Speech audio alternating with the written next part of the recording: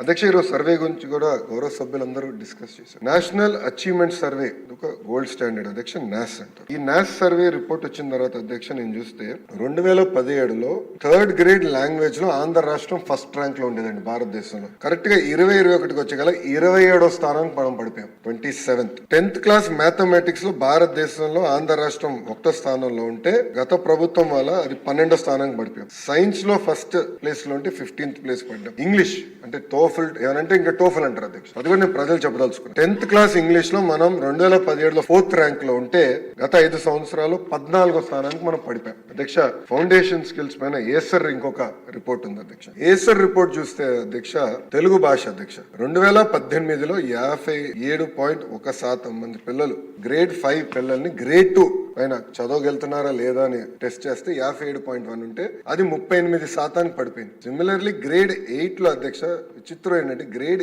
8 అంటే 8th class లో 2వ తరగతి తెలుగు టెక్స్ట్ బుక్ ఇచ్చి పిల్లల్ని చదవమంటే 2018లో 78% మంది చదవగలిగితే 2024 వచ్చేసి 53% పడిపోయింది. అంటే ఒక సిస్టమిక్ డికే అనేది వచ్చేసింది. మీరు ఈరోజు చూస్తే 90% మంది 3వ తరగతి చదువుతున్న పిల్లలకి ఫౌండేషనల్ న్యూమరసీ స్కిల్స్ లేకుండా పోయింది అధ్యక్ష.